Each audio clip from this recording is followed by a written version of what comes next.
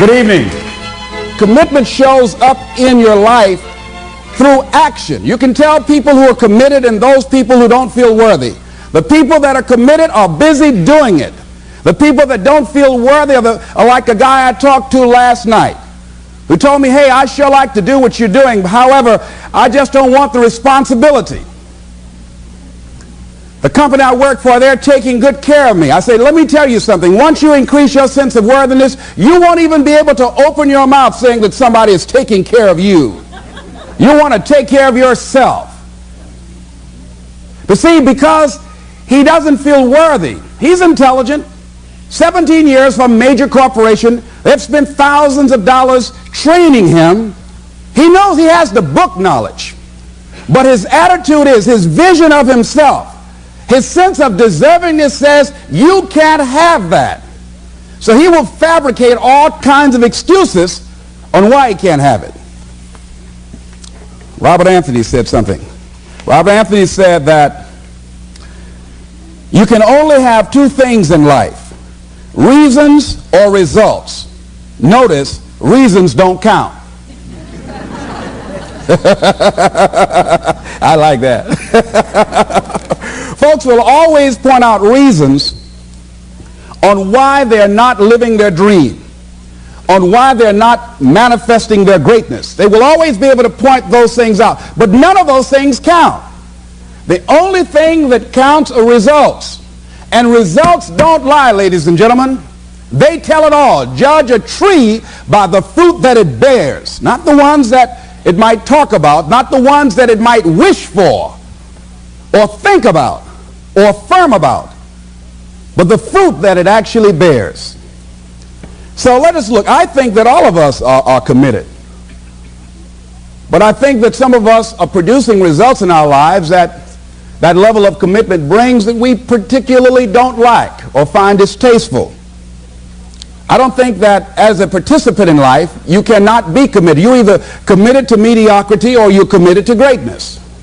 You're either committed to being productive or you're committed to being non-productive. You're committed to being happy or you're committed to being unhappy. See, whatever you're doing, however you spend your time, that tells you who you are. So think about what it is you like to create in your life experience.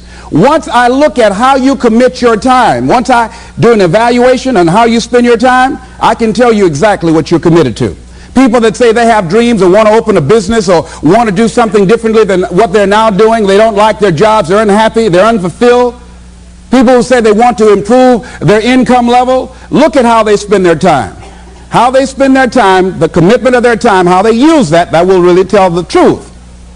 People who said, I'd like to do better, but you don't find them in vocational or technical schools upgrading their skills and their knowledge, how they spend their time, that will tell you what's going on. People who say they want to normalize their weight, they want to be healthy, but every time you see them, they're eating, that will tell you that they're committed to being obese for the rest of their lives. People tell you they want to stop smoking and they're lighting up at that time.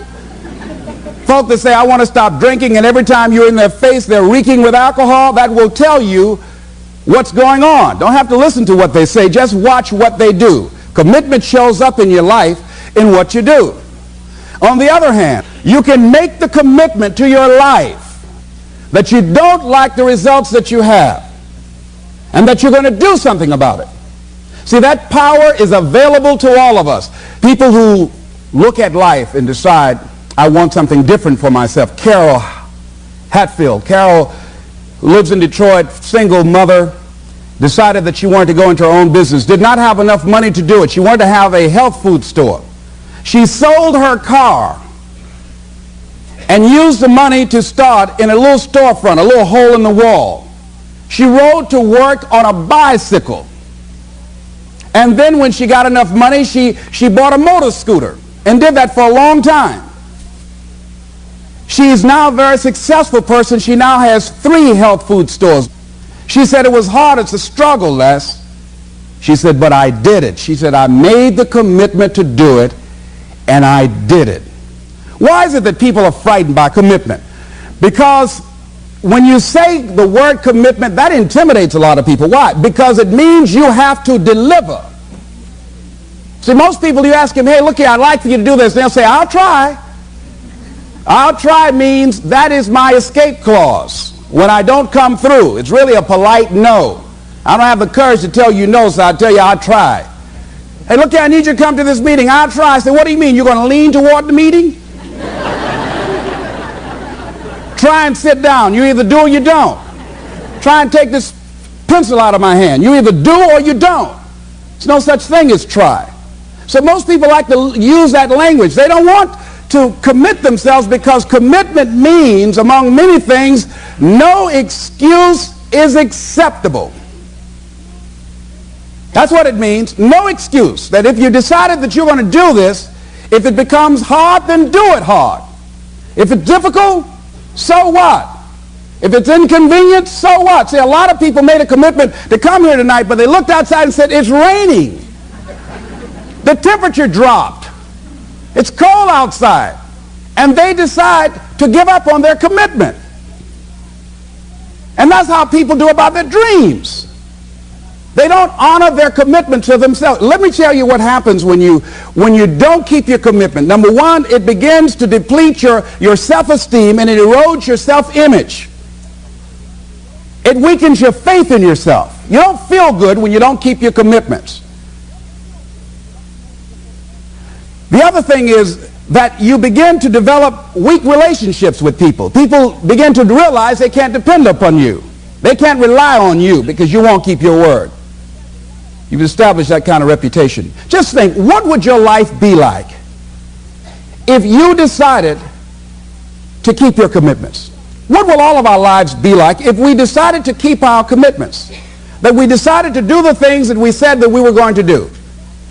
That we wouldn't even speak it unless we were going to do it. If we decided just for a week, just see what your life can be like. Let's do it for a commitment to make it a 7-day commitment that I won't say I will do anything unless I'm going to do it.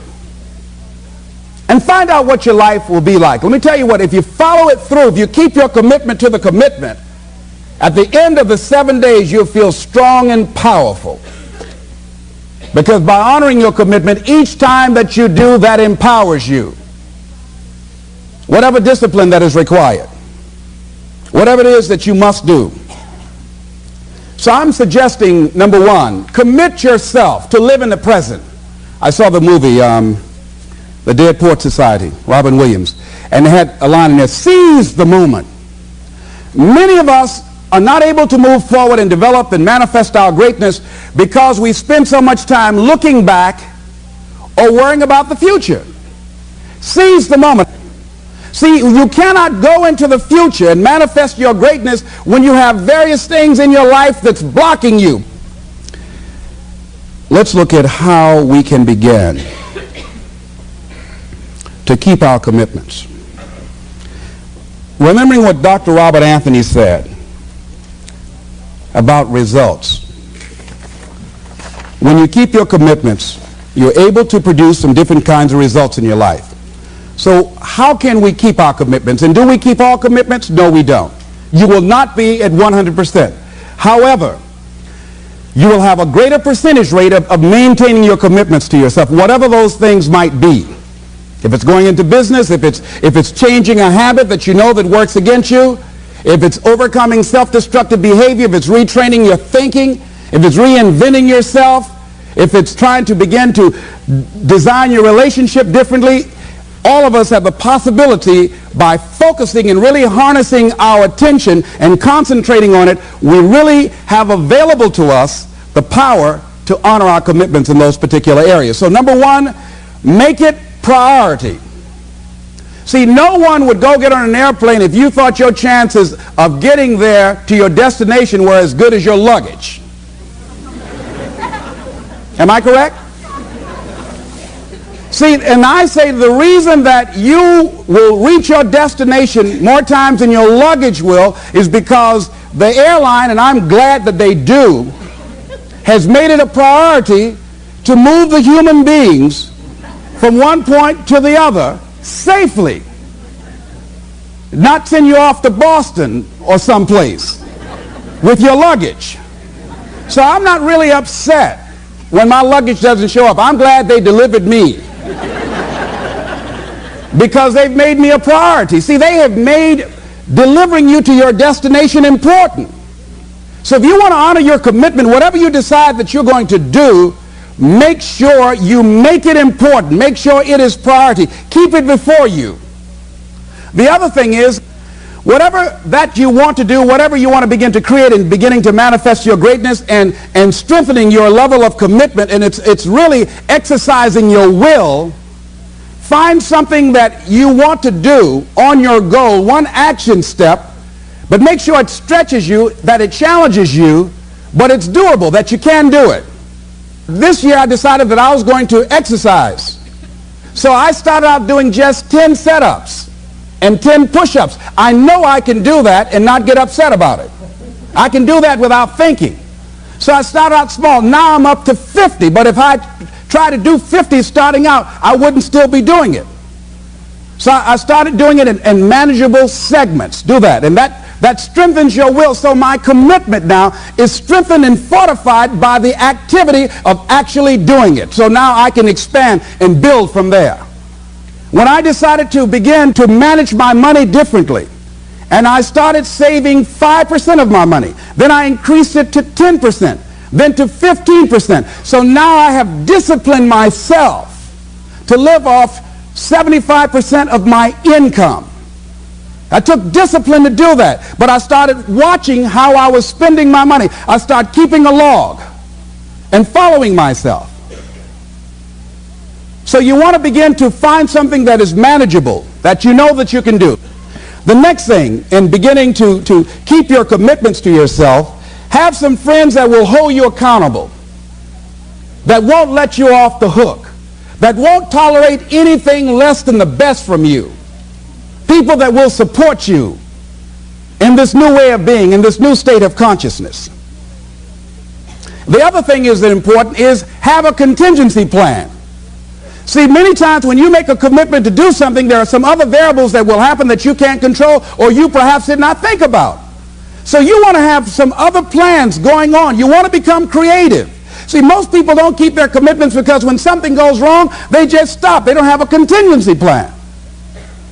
So they don't know what to do next. Start being creative. If you challenge yourself, many times we say, I don't know what to do, and I always ask myself, but if you did know what to do, Les, what will it be? That activates another part of my mind. I start thinking about the possibilities and just experimenting. But many of us just stop dead in our tracks. I don't know what to do. You do know what to do. You've got genius in you. Challenge yourself. Push yourself. Make yourself come up with something. Use your imagination. And what you will find is that you know more than you realize that you know. That you're more creative and more resourceful than you realize that you are. And as you do that, the more you do it, the easier it will become. At first, it's going to be a struggle. And after you get into a certain level of consciousness, you will ask yourself, how is it that I didn't see this before? At the level that I'm managing my business now, they say consciousness is what we are. I literally look at myself and say, how is it that I didn't do this before? Why is it that I couldn't see this before? And the reason that I didn't see it before, because I didn't challenge myself. I didn't put myself out here. See, the reason that most of us go through life never discovering our true greatness, literally walking, breathing corpses, the uncommitted life isn't worth living. Why? Because it doesn't produce anything. See, you only make things happen. Your life only counts. You only make a difference when you are committed. When you make a commitment with your life. That's the people that make a commitment with their lives. The people that make a commitment to their customers. The people that make a commitment to their families, to their relationships, are the people that make the greatest impact in life. What is commitment? Commitment is the salesman who says, look here, I'm going to make $1,000 today and I'm not going home. You can turn the lights out. The janitors could be here running the vacuum cleaner. I'm not leaving here till I do it. I used to be a door-to-door salesman. I had X number of TVs. I had a minimum amount that I knew I had to sell every day in order to provide for my mother, who was ill at the time, who had lost her job at the M&M cafeteria because of arthritis. And I said, I'm going to go door to door, and sometimes I would not come home until 1 o'clock at night, knocking on people's door, people closing. What do you want? Would you like to buy a nice working month's television set, no money down? No. What about an Emerson TV? No. Thank you very much. Do you know anybody else that would be interested? No. Thank you very kindly. Knock on another. Hello? Would you like to buy a nice working television set? No money down? No, get away from our door. Thank you very kindly. Do you know anybody else would be? Yeah, my cousin, he lives 2 doors down. Thank you very kindly. I tell him you sent me. When I hear your cousin told me that you wanted to buy a television set, told me to come here and talk to you, we got a special discount for you. Yes, come in, I'm interested. I would just keep right on. I would not go home until I did it. It's an interesting thing, ladies and gentlemen, that when we put ourselves in a situation where we say we're going to do it, it puts you in another zone where the universe responds to you. When you have that kind of consciousness, see, the universe responds to the man or woman that refuses to be denied, because that is your commitment. That business that you want, that book you want to write, that dream that you have of controlling your destiny, that is yours. That power to create that and to manifest that is yours. That's available to you. But you've got to be willing to stand there and face disappointment, not have support, be lonely, doubt yourself sometimes, be rejected again and again and again, become bankrupt if necessary, again and again and again, and refuse to turn around until life gives it up. Nothing can resist a person that has that kind of commitment. The people that have made a difference on the planet. When John F. Kennedy said, we will go to the moon in the next decade, he spoke it. That was a commitment, and people shared that vision. People bought into that. We've had all kinds of examples in history where people have made declarations, who have committed their lives to bring about a difference. There are people who are taking a stand today against hunger. I guarantee you it will be a part of our past at some point in time. Someone took a stand against polio. It no longer plagues us as it once did, because someone said, it is my commitment to eradicate it from the face of the earth. Someone made the commitment. The reason that we're here and enjoying the democracy that we have, someone made a commitment that whatever is required, if it means that I die. I remember Paul Robeson, here I stand, for I can do no other. And that's how you must be. Commitment means standing up for your life. It means honoring yourself. It means beginning to say and to see and recognize your alignment and oneness with the universe, and that you are a channel for life to express through. And we short-circuit it with anger. We short-circuit it with fear. We short-circuit it with envy. We short-circuit it by being lazy or apathetic or giving up easily. Why? We say, oh, it's too hard, it's too hard. We don't challenge our spirit. Ladies and gentlemen, there's nothing as powerful as the human spirit. You can't destroy it. You can pervert it, but you can't destroy it. I was reading Man's Search for Meaning by Viktor Frankl. What a powerful book. I'm reading it now for the 7th time. And he gives so many graphic examples of the power of the human spirit.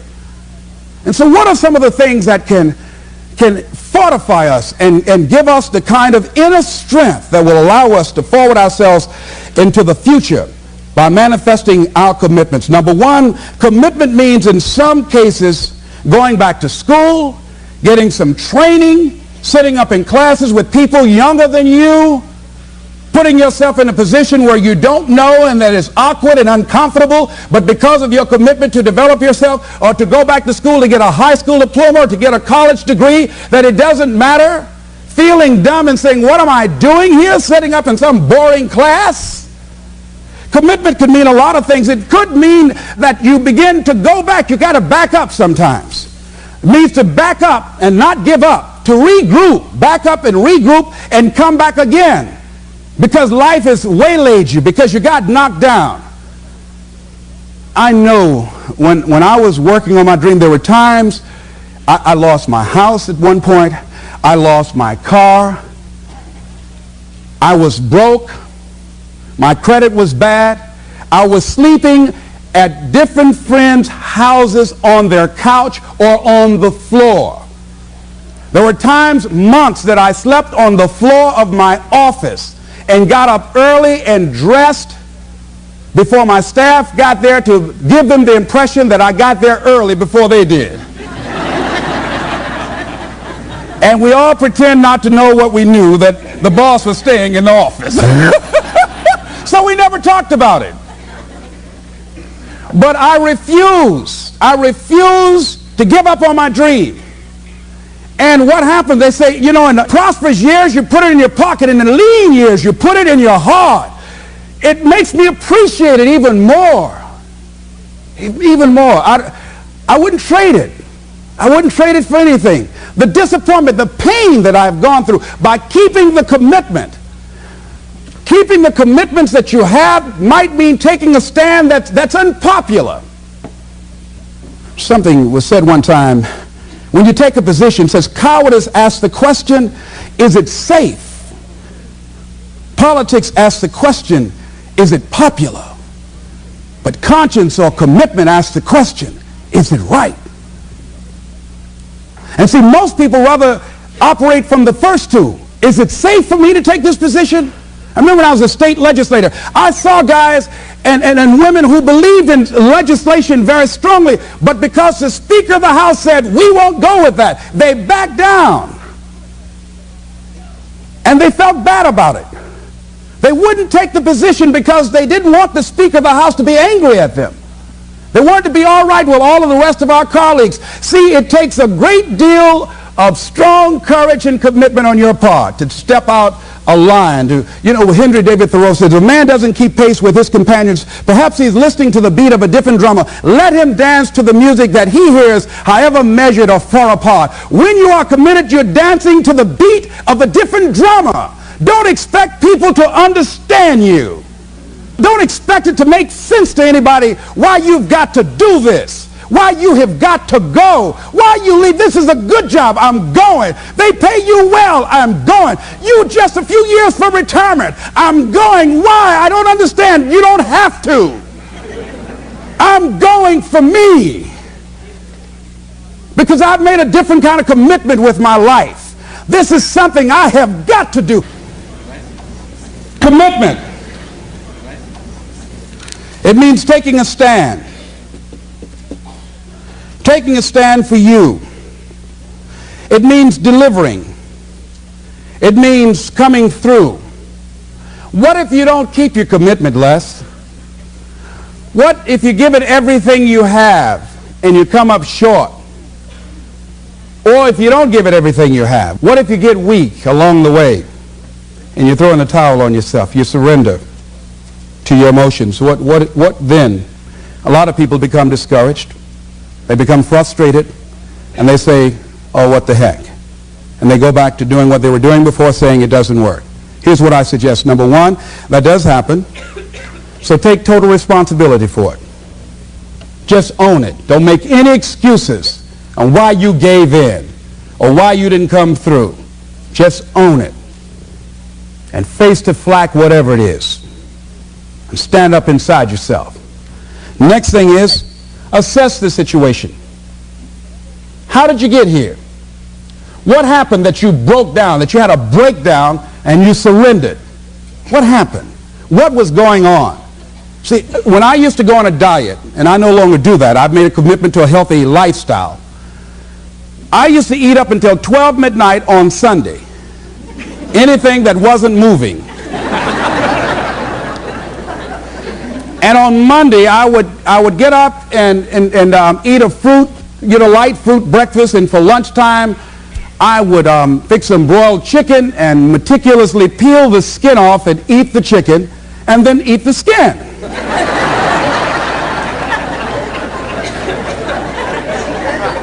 Do 5 setups, look in the mirror, and become discouraged because my stomach doesn't look like a washboard or one of the Evan Haley dances. And I say, what the use? And then I go to the refrigerator and eat food cold standing right there in the refrigerator. So when I evaluated where I broke down, I realized I can't have junk food in the house. So I had to remove that. And then I realized there are certain streets I couldn't drive down. So I changed my route. I stopped taking people to lunch or to dinner because I couldn't sit there and watch them eat. When I had to go someplace and speak and they were eating, I said, call me downstairs when it's time for me to speak, because if I sit at the table looking at them, the food's going to call my name. And I know this. So I had to begin to make sure that I wasn't putting myself in a position where I would give up on my commitment. Am I making sense to you? Yes. So I began to strategize around avoiding situations where I knew that I was going to become weak. Another thing I do when I don't keep my commitment, I either deny myself something or I do a trade-off. If a glazed donut takes advantage of me, then I require myself to do an extra 25 setups, or I walk for an extra 15 or 20 minutes because I got a hammerlock on my head and say, come on over here. So you might have to deny yourself something or do a trade-off. Do something that will offset it. The other thing is, start again. So what? You fell flat on your face. So what? Start again. Learn from the experience and start again. Don't count yourself out. Don't sentence yourself to a lifetime of being miserable, a lifetime of being broke, a lifetime of being unhealthy, a lifetime of being in a relationship that is no longer fulfilling to you, a lifetime of working on a job that does not bring you satisfaction, that's not giving you the creative urge that you need and that got to have in your life that stimulates you. Don't sentence yourself like that. You are a human being. Don't volunteer your life that way. Your life has too much value to the universe. You've got something to contribute. You've got something to give. And so what if you make a commitment and you're not able to do it like a pro? That you're not good as everybody else. Live in the moment. I like what this says. Look to this day, for it is life, the very life of life. In its brief course lie all the realities and verities of existence, the bliss of growth, the splendor of action, the glory of power. For yesterday is but a dream, and tomorrow is only a vision. But today well lived makes every yesterday a dream of happiness, and every tomorrow a vision of hope. Look well, therefore, to this day. See, if we just start enjoying where we are, if we make that kind of commitment to enjoy where we are, to experience the experience of life where we are, to do all we can right now where we are. Forget about the mistakes yesterday. Forget about all your failures yesterday. Forget about what you don't have. That's not important. Only thing that we have is right now. Right now, right now. And I say that life is calling on you to call forth on that. The optimists, which I think one of the most positive groups in the world, they have something called the Optimist Creed, and I like, it says promise yourself. I changed it to commit yourself because I think that commitment has more power than promise. It says commit yourself to be so strong that nothing can disturb your peace of mind, to talk health, happiness, and prosperity to every person you meet, to make all your friends feel that there is something in them, to look at the sunny side of everything and make your optimism come true, to think only of the best, to work only for the best, and expect only the best. To be just as enthusiastic about the success of others as you are about your own. To forget the mistakes of the past and press on to the greater achievements of the future. To wear cheerful countenance at all times and give every living creature you meet a smile. To give so much time to the improvement of yourself that you have no time to criticize others. To be too large for worry, too noble for anger, too strong for fear, and too happy to permit the presence of trouble. Commit yourself to these things. Isn't that powerful? What a commitment to make with your life. Commit yourself to stretch, to get outside of your comfort zone and not be concerned about what people think about you, because they're thinking it anyhow.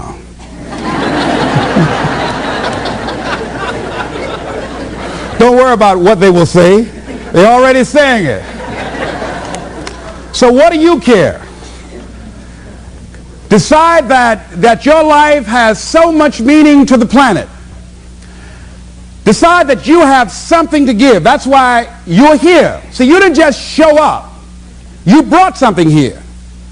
You're on a journey. You have a destination, mission to achieve, to do, to implement, to perform, to experience. Decide to commit yourself to be an adventurer in life. Look out on life around you.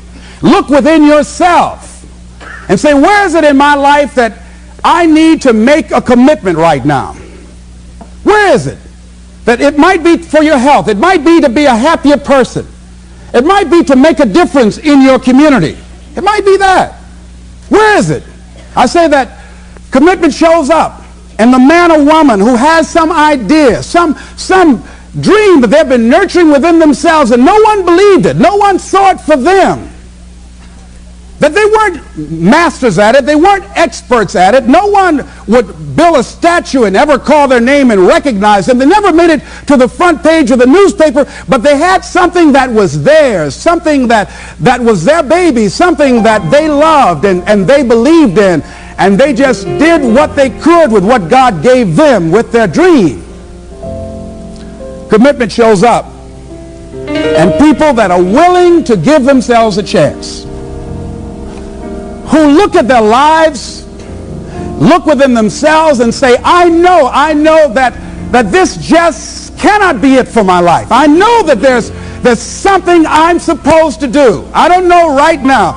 Or maybe you do know. Maybe you do know and you've talked yourself out of it. And I understand that. Because I'm late. No. Everything happens as it should. I got the courage to step out, to become committed. I was seriously not serious before. And I decided, it took me some time to build up the courage to become committed because it frightened me. So I understand wrestling with it. I wish I could tell you I've been doing this for 20 years. I haven't. I'm just glad that I decided to become committed before I left here. And wherever you are, decide that you're going to commit your life now and let it show up in your contribution. Let it show up in what you have to share. And whatever commitment that you make, honor your commitment as yourself. Honor your word as yourself. Whatever you put out there, do it with what you've got. I want to thank you very much for your consciousness. This is Mrs. Mamie Brown's baby boy, Leslie Calvin Brown, saying it's been a plumb pleasing pleasure as well as a privilege. Thank you all. Him.